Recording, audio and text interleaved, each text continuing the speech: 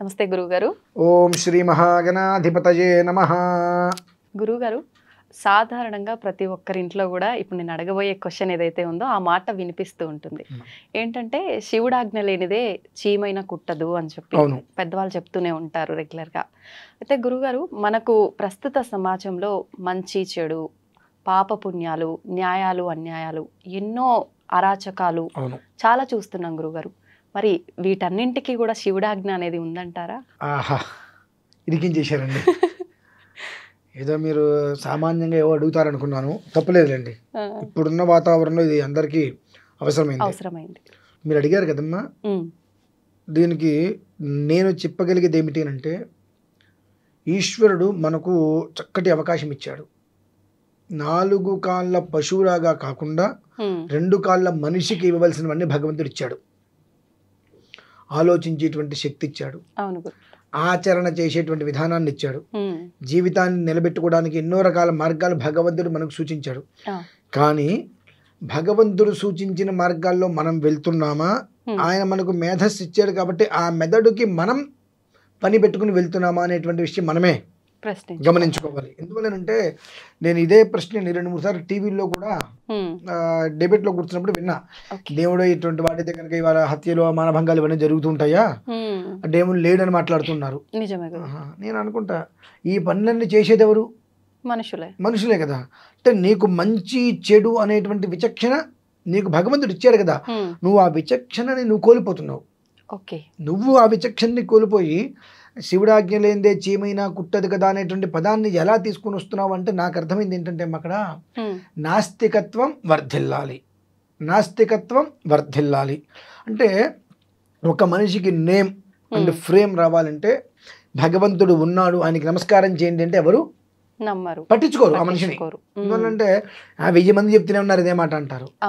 అదే భగవంతుడు లేడు, భగవంతుడు కనుక నిజంగా ఉంటే ఇలా హత్యలు ఇవన్నీ జరుగుతాయా, శివుడాజ్ఞ లేనిదే చీమైనా కుట్టదంటారు అంటే ఇదంతా శివుడి దగ్గర నుండి చేయిస్తున్నాడా అంటే సామాన్యమైనటువంటి ప్రజలకు అది నిజమనిపిస్తుంది. నిజమేనది, ఏదో బాగా చెప్తున్నాడు, ఎంతో చదువుకున్నాడు కాబట్టి ఇట్లా విశ్లేషిస్తున్నాడు, నిజమే. మరి ఇన్ని మానభంగాలు ఎందుకు జరుగుతున్నాయి, ఇన్ని మటలు ఎందుకు జరుగుతున్నాయి, ఇన్ని అరాచకాలు ఎందుకు జరుగుతున్నాయి, ఆయన తలుచుకుంటే ఆపగలడు కదా, ఆయన తలుచుకోవట్లేదు కాబట్టి జరుగుతున్నాయి అని చెప్పి సామాన్యమైన మానవుడికి ఇక్కడ ఆలోచన పడిపోతుంది, స్థిరపడిపోతుంది ఆ ఆలోచన అంతా. దానివల్ల అవతల వ్యక్తిని దేవునిలాగా పెద్ద మనిషిలాగా కొలిచేస్తున్నాడు. అయితే ఇక్కడ ప్రధానంగా మనం ఆలోచించుకోవాల్సింది ఏంటి? నిజమే, శివుడాజ్ఞ లేనిదే చీమైనా కుట్టదు. శివుడు నీ దగ్గరకు వచ్చి దీపం మీద వేలు పెట్టరా అంటున్నాడు, నువ్వు పెట్టగలుగుతున్నావా? లేదండి. ఎందుకని అంటే నీకు విచక్షణ తెలుసు, అంటే నీ వేలు అక్కడ పెడితే అది కాలుతుంది, అంటుకుంటుందని తెలుసు. కానీ అదే విషయంలో ఎదుటి మనిషి మీద నువ్వు ఎందుకు దాన్ని ఆ ఒక విధానాన్ని అనుసరించలేకపోతున్నావు అంటే స్వార్థం. కేవలము కూడా నీకు నచ్చినట్టుగా నీకు కావాల్సినట్టుగా నువ్వు ఉంటూ దానికి ఒక పేరు మాత్రం దేవుడి పేరు అడ్డం పెట్టుకుంటున్నావు. నిన్ను నువ్వు పోషించుకోవడానికి, నిన్ను నువ్వు నిలబెట్టుకోవడానికి, పైకి రావడానికి దేవుణ్ణి అడ్డం పెట్టుకొని నిన్ను నువ్వు పైకి తెచ్చుకుంటున్నావు. వాస్తవికత ఏంటి అనుకుంటూ వస్తే దైవం మానవ రూపం కురు అంటారు. ఎవరు? పసిపిల్లల రూపంలో భగవంతుడు ఉంటుంటాడు. ఒక్కోసారి మనకు తెలియకుండా చాలా పీక్ స్టేజ్కి వెళ్ళినప్పుడు ఎవరో అనుకోకుండా వచ్చి మనకి హెల్ప్ చేస్తుంటారు, భగవంతుడి రూపంగా మనం భావిస్తూ ఉంటాం. అటువంటిది ఇప్పుడు ఎంతమంది, 2 ఉన్నారు ఇక్కడ, 2 స్నేహంగా ఉన్నారు, ఎంతో స్నేహంగా ఉన్నారు. 3వ వ్యక్తి వచ్చి ఒక మనిషి మీద ఒక మనిషికి చెప్పగానే నువ్వు నమ్మేసావుగా. అంటే ఇన్ని సంవత్సరాలు నువ్వు చేసిన స్నేహం వృధా అయిపోయింది, నిజాయితీ లేదుగా. ఇన్ని సంవత్సరాలు నువ్వు అతనితో స్నేహం నిజాయితీగా చేయలా. 3వ మనిషి చెప్పగానే వీరి మీద నువ్వు అనుమానపడ్డావంటే నీలో నిజాయితీ లేదు. అంటే అక్కడ దోషం ఎవరిది? నీ ఆలోచనలో ఉంది, నీ పరివర్తనలో ఉంది, నీ ప్రవర్తనలో ఉంది. కానీ నిందెవరి మీద వేస్తున్నావు? భగవంతుడి మీద వేస్తున్నావు. ఎందువల్ల వేస్తున్నావు? నా ఉనికి నేను గొప్పతనాన్ని బయటికి తెచ్చుకోవాలంటే నేను ఇది నాస్తికత్వాన్ని పెంపొందిస్తున్నాను అన్నట్టు ఉంటే నాకు ఒక పేరు ప్రతిష్టలు వస్తాయి అనేటువంటి విధానంలో తీసుకొస్తున్నారు మినహాయిస్తే అమ్మ ఇందులో వాస్తవం నిజం అనేటువంటిది శివురాజ్ఞ లేనిదే చీమైనా కుట్టదనేటువంటిది ఊత పదం అని అందరికీ తెలుసు. ఎందువల్లనంటే ఒక నింద మన మీద తప్పించుకోవాలంటే ఏదో ఒకటి కావాలి, అంతే కదండి. అదే ఇప్పుడు శివుడాజ్ఞ కలిగినట్టుగా ఎవరో కోర్టు సమస్యల్లో ఉన్నారు, నిజమో అబద్ధమో వాళ్ళు ఉన్నారు. ఆయన ఈశ్వరుడు చెప్పాడయ్యా నిన్ను వదిలేసుకుంటా నువ్వు బాగుపడతావన్నారని చెప్తా, వింటాడా? అదేంటి మరి శివుడాజ్ఞ ఉంటే అన్నీ జరగాలి కదా, ఎందుకు జరగట్లా అంటే అది నిస్వార్థం. నీ నీ యొక్క విధానాన్ని అనుసరించి నువ్వు చేసుకోవాలనుకున్నావు.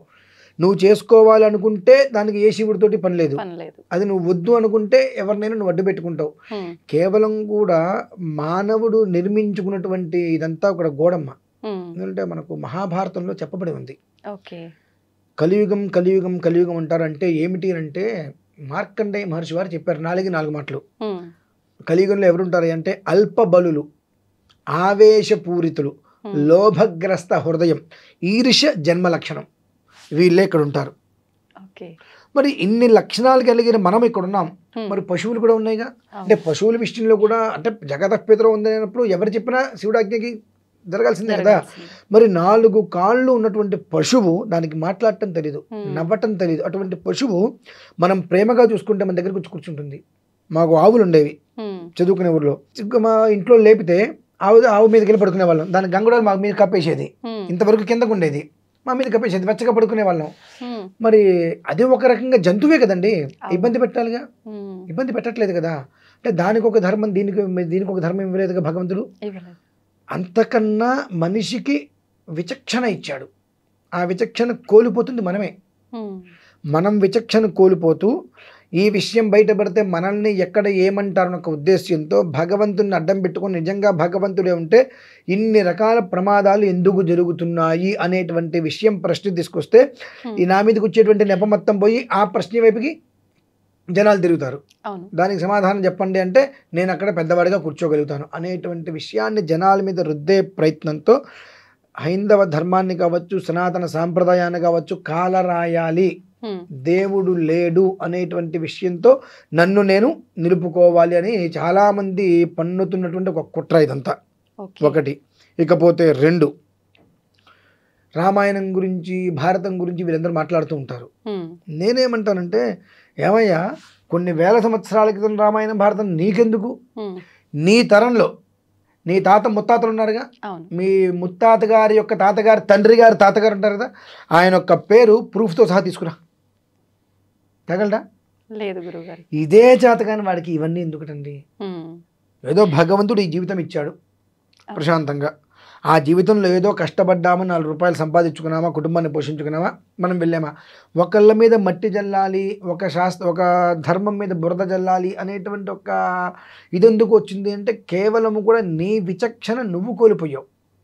అంటే నిన్ను నువ్వు కాపాడుకోవాలి, ఒక స్థాయికి వెళ్ళాలి, నీకు 10 మందిలో పేరు నేమ్ రావాలంటే ఏదైనా ఒక క్రియేట్ చేయాలి. ఆ క్రియేట్ చేస్తున్నావు, ముందుకు వెళ్తున్నావు. అందులో నిజం ఎంత అనే విషయం నీ మనస్సాక్షి నీకు తెలుసుగా. మరి దీన్ని ఏమంటామమ్మా మనం? ఈ శివుడు ఆజ్ఞలు ఎంత చీమైనా గుర్తున్నాయి, ఇవన్నీ కూడా కేవలం చేసేది మనిషే. ఒక మనిషిని ఇంకొక మనిషే చంపుతున్నాడు. అడవి కాదు కదండి మనం బ్రతకడానికి. అడవిలో అయితే కానీ క్రూరమైన మృగాలు ఉన్నాయి.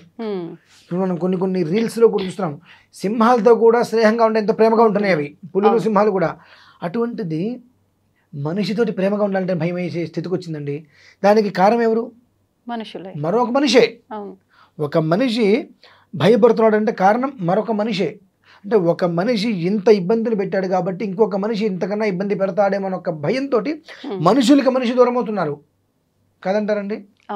ఇవాళ చూడండి, ఎన్నో రకాల జంతువులు ఒకదాని గురించి వెతుక్కుంటూ దగ్గరికి వస్తుంటే మనుషులు విడిపోవడానికి కారణాలు వెతుక్కొని మరి దూరం అవుతున్నారు. ఎందుకంటే ఒక భయం, ఏ క్షణంలో వాడు మనల్ని ఏం చేస్తాడో, ఏమంటాడో. స్నేహం చేయాలన్నా భయమే, స్నేహం చేసి విడిపోవాలంటే విడిపోయిన తర్వాత వీడేం మాట్లాడతాడన్నా భయమే. ఈ భయంలో ఎందుకు బ్రతుకుతున్నారంటే దీనికి భగవంతుడు ఆ కారణం. భగవంతుడు ఏమన్నాడు? ఆత్మస్తుతి పరనింద ఈ 2 చెయ్యొద్దురా అన్నాడు. అంటే ఏంటి అర్థం? నేను గొప్పవాడిని అని అనుకోవద్దు, ఎదుటి వాళ్ళని పరనింద, ఎదుటి వాళ్ళని తిట్టవద్దు. ఈ 2 చేయకపోతే నీ అంత ఉత్తముడు ప్రపంచంలో ఉండడు అన్నారు. నేను ఉత్తముడు అవ్వటం ఏంటి అసలు? నేను అధమాధముణ్ణి. ఎంతసేపటికి కూడా నన్ను నేను గొప్పవాడిగా స్తుతించుకుంటా, ఎదుటివాడిని ఎంతకైనా కించపరుస్తా అనేటువంటి తత్వంలో వెళ్తూ తనను తాను మసిపూసి మారేడుకాయ చేసుకొని బస్సు తోలుతున్నాడు, లేదంటే బండి తోలుతున్నాడు. ఎదురుకుండా దుమ్ము ఉంది, ఆ దుమ్ము వచ్చినప్పుడు, ధూళి వచ్చినప్పుడు ఒక క్షణం నువ్వు బండి ఆపుకో, అది వెళ్ళిపోతుంది. నాకు అడ్డొస్తావా, నీ సంగతి చూస్తా, నేను కళ్ళు మూసుకొని తోలుతా అంటే అలాంటి పరిస్థితుల్లోకి మనం వెళ్ళిపోతున్నామమ్మా. ప్రతి దానికి కూడా ఏదో ఒకటి మసిపూసి మారేడుకాయ చేసేసి దానికి పేరు మాత్రం శివుడు, దేవుడు ఉంటే ఇన్ని అఘాయిత్యాలు అకృత్యాలు జరుగుతాయా? ఉమ్. జరుగుతున్నాయంటే దేవుడు లేడు. ఆ. మంచిది. జరిగించేటువంటిదంతా కూడా మనుషులేగా. మరి మనుషులు లేరు, అందరూ రాక్షసులే అని అనుకోండి. మరి ఉమ్.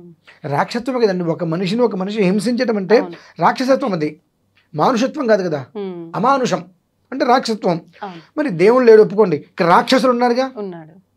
అది ఒప్పుకోగలరా? ఉమ్. అది ఒప్పుకోరు. ఇలాంటి పరిస్థితుల్లో మనల్ని మనమే కాపాడుకోవాలి అంటే ఉమ్. మనం భగవంతుడు ఉన్నాడు అనేటువంటి విషయం కోసం ఏదో మనం ప్రయోగాలు చేయక్కర్లేదండి. ఉమ్. భగవంతుడు లేడు అని ఎవరైతే దాని గురించి వాగ్వివాదం చేస్తుంటారో ఇగ్నోర్ చేయడమే వాళ్ళని. అంటే అతని వీడియోకి కింద ఎవడో ఒకడు కామెంట్ చేస్తాడు, ఉమ్. అరే వెధవా ఇదేంట్రా అని. అవును. దాన్ని పట్టుకుని 100 మంది కామెంట్ చేస్తారు. వాడికి ఏంటి, 100 మంది కామెంట్ చేశారంటే నా వీడియో 100 మంది చూశారు, అంతే. అవును గురుగారు. నా వీడియో 100 మంది చూశారంటే నేను గొప్పవాడినయ్యా, ఇంకొక వీడియో చేయొచ్చు. అసలు ఎవ్వడు పట్టించుకుని ఎంకరేజ్ చేయడం. నువ్వు తిడుతున్నావు కానీ నీ తిట్టడంలో కూడా వాడు ఎంకరేజ్ చూసుకుంటున్నాడు. అవును. అసలు నువ్వు చుట్టం మనిషి అనుకో, 1 2 3 4 10 వీడియోస్ చేస్తాడు, 11వ వీడియో వదిలేస్తాడు వాడే. మనం ఇగ్నోర్ చేస్తే వాడే వదిలేస్తాడు. దాన్ని మనం నువ్వు ఇట్టా మాట్లాడు, నువ్వు ఇది మాట్లాడు, నీకు ఇది తెలుసా అది తెలుసా అంటే దానికి చాటభారతం రాస్తాడు వాడు. అంటే వాళ్ళని పెంపొందించేది కూడా మళ్ళీ మనమే. ఒక రకంగా అట్లాంటివి ఎక్కువ ఎంకరేజ్ చేస్తారు కదా గురువు గారు. చేస్తారండి. కూడా భగవంతుడు దర్శనం నిదర్శనం ఉంది అంటే చూద్దాం, ఆ నిదర్శనం ఏంటో మనం చూద్దాం, ఆ అనుగ్రహం తీసుకుందామని లేదు. భగవంతుడు లేడు అంటే ఎందుకు లేడు అనేటువంటి దాని మీద విశ్లేషణ కోసం ఎగబడతారు తప్పితే ఉన్నదాన్ని మనం పరిశీలన విశ్లేషణ చేస్తున్నాం లేడు అని, ఉన్నది నిరూపిస్తున్నప్పుడు ఎందుకు మనం చూడలేకపోతున్నాం అంటే అక్కడ మనకు ఆ భగవంతుని చూసేటువంటి యోగ్యత లేదు. ఎందుకు ఆ యోగ్యత లేదు అని అంటే మనం చేసేటువంటి పనులు ఇంతసేపటికి కూడా ఎదుటి మనిషి మీద పడి ఏడుస్తూ, ఎదుటి మనిషి చల్లగా ఉంటే చూసి తట్టుకోలేకపోవటం, అలానే ఒక ముద్ద తింటున్నాడంటే ఈర్ష, వాడు తింటున్నాడా అని, ఇటువంటివి ఎప్పుడైతే మనిషిలోకి వస్తున్నాయో ఆటోమేటిక్గా ఆ జీవుడికి పరమాత్మ దూరం వెళ్ళిపోతాడండి. ఎప్పుడైతే పరమాత్మ దూరం వెళ్తున్నాడో ఆ జీవుడు ఆ ఒక కుడితిలో పడ్డ ఎలకలాగానే ఉంటాడు. అంటే భగవంతుడి సహాయం ఉండదండి, అస్సలు పొరపాటు కూడా ఉండదు. ఎందుకు ఉండదు అని అంటే ఏ కారణం చేత కూడా ఒక మనిషికి నువ్వు మంచి చేయట్లేదుగా. నీ ఇప్పుడు ఒక మనిషి నీ దగ్గరకు ఉద్యోగం కోసం వచ్చాడు, ఆ ఉద్యోగం నీకు హెల్ప్, నువ్వు చేతన ఎంత చేయి, దానికి నువ్వేం చేస్తున్నావు, వాళ్ళు ఏదో తీసుకుంటారు వీళ్ళేదో తీసుకుంటారని చెప్పి ఇంత అమౌంట్ నువ్వు తీసుకుంటున్నావు. అతనికి దిక్కు లేక కుటుంబాన్ని పోషించుకోవడం కోసం ఏదైనా ఒక ఉద్యోగం చేస్తే ఆ వచ్చే రూపాయితో నా కుటుంబాన్ని పోషించుకోవాలనుకుంటే దాని మీద నువ్వు నాకు ఇంత డబ్బు ఇవ్వు అని అంటున్నావంటే వాడి రక్తం పీల్చు తాగినట్టేగా. అటువంటిప్పుడు నిన్ను భగవంతుడు నీకు ఎందుకు కాపాడతాడు? పోనీ ఈ డబ్బులు నీ కుటుంబానికి వృద్ధి కలుగుతుందా? లేదండి. చూడండి, ఇలా ఎవరైతే ఉన్నారో వాళ్ళ కుటుంబం ఎప్పుడు కూడా అశాంతికి అసహనానికే గురవుతుంది తప్పితే ప్రశాంతంగా ఉన్నటువంటి వాళ్ళు దాదాపుగా ఎక్కడే లేరు. మరి ఇది గమనించుకోవట్లే వాళ్ళు. ఇది గమనించుకోకుండా ఇప్పటికి వాడిని ముంచేశాంగా, వాడిని ముంచావు, భగవంతుడు రాస్తాడు చిట్ట రాస్తున్నాడు. శిశుపాలుడికి 100 ఉన్నాయి, నీకు ఒక లెక్క ఉంటుంది, ఆ లెక్క అయ్యేంత భగవంతుడు రాస్తాడు, ఒక్కటే దెబ్బ కొడతాడు. ఏమవుతుంది వాడి జీవితం? మహామహులను చూసాం మనం, ఎక్కడో అంత స్థాయిలో ఉన్న వాళ్ళు కూడా దిక్కు లేకుండా అయిపోయిన వాళ్ళు మనం ఎంతోమందిని చూసాం. అంటే వాళ్ళు చేసిన తప్పులకు అదే శిక్ష గురుగారు. సమస్య లేదండి, తెలుసుకోవాలి. అరే మనం తప్పు చేశాము, ఇప్పటివరకు తప్పులు చేసి అయిపోయింది, ఇక ముందు ఎవరిని నేను ముంచను బాబు, ఇలా అవుతుంది, నేను కష్టపడతాను, నాకు వేరే ఉద్యోగం లేదు కాబట్టి నాకు ఒక 5,000 10,000 ఇవ్వు, నా కుటుంబ పోషణార్థం, ధర్మంగా చెప్పుకో, ధర్మం నా కుటుంబ పోషణార్థం నాకు 5,000 ఎంతో ఇవ్వు, నాకు నేను నీకు చేసి పెడతా అని చెప్పావు అనుకో, భగవంతుడు హర్షిస్తాడు. నీ యందు ఉండి, ఎందువల్ల నీకు వేరే ఉద్యోగం లేదు కాబట్టి అతనికి పని కల్పిస్తున్నావు, కల్పించేందుకు నీకు ఒక పని కావాలి కాబట్టి నీ పని పెట్టుకొని అవతల వ్యక్తికి పని కల్పిస్తూ న్యాయంగా 5,000 3,000 4,000 5,000 నువ్వు తీసుకుంటావు, అది నీ కుటుంబ పోషణార్థం తీసుకుంటున్నావు కాబట్టి నీ పని అయినట్టుగా భగవంతుడు కాపాడతాడు. అలా కాకుండా ఇవాళకి వాళ్ళు ఒక మనిషిని ముంచేసాం అంటే వీళ్ళకి ఏమవుతుంది, ఆటోమేటిక్గా భగవంతుడి మీద నమ్మకం కూడా పోతుంది. అటువంటి వాళ్ళు చెప్పే మాటలన్నీ కూడా నిజమే, మనం ఎంత కష్టపడ్డా భగవంతుడు మనకు అవకాశం ఇవ్వడు అనేటువంటిది పడిపోతుంటారు. కానీ ఇతను కొంతకాలం జపాలో హోమాలో పూజలో చేసుకొని ఉంటాడు, ఆ శక్తి వచ్చేంత వరకు మనం ఓపిక పట్టలేం. ఈ టైంలో ఎవరో చెప్పంటే మనం ఇందులోంచి మారిపోతున్నాం, అది వచ్చే టైం మారే టైం ఒకటే అయింది. అటు మారగానే చేతిలో పడింది, ఇందులోకి మారే కాబట్టి నాకు ఇదంతా ఈ బ్రహ్మాండం నాకు వచ్చింది కాబట్టి ఈయనే నాకు అని మన ఆలోచన తక్కువనాడు తిరిగిపోతుంది. అన్ని రకాలుగా చెడిపోయేది మనమే అవుతున్నాం. పోనీ అది చిరస్థాయిగా నిలిచి ఉంటుందా? లేదు. దానివల్ల కాపాడుకోవడం కోసం ఎన్నో పనులు చేస్తూ రావాల్సి వస్తుంది. కాబట్టి ఇదంతా కూడా కేవలం శివుడాజ్ఞ లేనిదే చీమైనా కుట్టదు అనేటువంటి మాట కేవలం సనాతన ధర్మాన్ని కాలరాయాలి, నాస్తికత్వాన్ని పెంపొందించాలి అనే ఒక ఉద్యమం అనేటువంటిది ఉద్యమకారులు, నాస్తికవాదులు వాళ్ళని వాళ్ళు బలోపేతం చేసుకోవడం కోసం ఎంతటి కిందకి దిగజారడానికైనా వాళ్ళు వెనకాడరు. కాబట్టి ఇటువంటి పరిస్థితి పెట్టుకొని దైవాన్ని అడ్డం పెట్టుకొని సామాన్యంగా అవగాహన అంటే విషయ పరిజ్ఞానం లేనటువంటి ఎంతో సామాన్యమైన జనాలు ఉంటారు. వాళ్ళకి ఎవరేం చెప్తే అదే నిజమని భావిస్తారు. కాబట్టి ఇటువంటివి చెప్పడం వల్ల నిజమే కదా ఇవన్నీ చెబుతాను, దేవుడు లేడు కాబట్టి ఇంట్లోకి రండి, అక్కడ ఉన్న దేవుడే కదా, మరి వాళ్ళ దేవుడే కదా అంటే వాళ్ళకి ఆ జ్ఞానం కూడా లేదు. ఈ దేవుడు లేడు, మా దగ్గరికి రండి అంటే ఇక్కడ ఉన్న దేవుడు ఎక్కడ ఉన్న, మరి ఈ దేవుడు కాపాడా? ఈ దేవుడు కాపాడలేడు. ఓకే, శివుడు కాపాడలా, అవతలు ఉన్న దేవుడు కాపాడగలిగాడా? ఆయన కాపాడలేదు కదా, మరి ఎందులోకి వెళ్ళారమంటున్నావు నువ్వు? అంటే ఈ యువతలు ఉండేటువంటి సామాన్యమైనటువంటి జనాలకి ఆయన ఏదో కాపాడతాడేమో అక్కడ వాళ్ళు నమ్ముతున్నారు కదా గురువుగారు, వీళ్ళకి నమ్మించే ప్రయత్నం చేస్తున్నారు. అదమ్మ పరిస్థితి. అంతకుమించి కేవలం సనాతన సాంప్రదాయాల్ని ధర్మాలని కాలరాసేటువంటి ప్రయత్నమే మినహాయిస్తే ఇందులో ఏమాత్రము కూడా వాస్తవం లేదమ్మా. శివుడాజ్ఞ లేదే చీమైనా కుట్టదు అనేటువంటి మాట ఊత పదం అంతే తప్ప ఎలాంటి వాస్తవము లేదు. అదే నిజమైతే కనుక ఒక్కొక్కడు కుక్కిని పెళ్ళి లాగబడి ఉండేవాడు వాళ్ళ, ఖచ్చితంగా అది పరిస్థితి. శివుడు ఆజ్ఞిస్తే అలాంటి ఆజ్ఞ ఇవ్వాల్సిందే అంటారు. అయితే ఇలాంటి అన్యాయాలకు ఆజ్ఞ ఇవ్వడు. ఇప్పుడు మరి ఎన్నో ఆలయాలు కడుతున్నారు. అవును, ఇప్పుడు అయోధ్య ఉంది, కొన్ని వేల కోట్లు విరాళాలు ఇచ్చారు. అవును గురుగారు, అది కదా భక్తి యోగం అంటే. అంటే శివుడు ఆజ్ఞ అనేటువంటిది కేవలం కూడా శోభాయమానానికి మాత్రమే ఇస్తాడండి. ఇటువంటి వాటికి ఆయన ఎందుకు ఇస్తాడండి? ఆయన లయకారుడు కదా అని అంటారు. లయకారుడు అంటే ఏంటి? వినాశకాలను దాపరించిన వాళ్ళు మాత్రమే నాశనం చేస్తాడు ఆయన. సస్యశ్యామలంగా ఉన్నట్టుందా నాశనం చేయడు. వినాశకాలం దాపురించి నీ ద్వారా ఒక విత్తనం చెడిపోయింది అనుకోండి, అక్కడ వరకు మనం తీయకపోతే ఆ పరిసరాలు మొత్తం నాశనం చేస్తుంది. కాబట్టి నీ ఒక్క జీవితాన్ని ఇబ్బంది పెడతాడు ఆయన, నీ వల్ల ఇంకో 10 మంది నాశనం కాకూడదు. కాబట్టి ఆ కారణంగా ఆయన లయకారకుడు.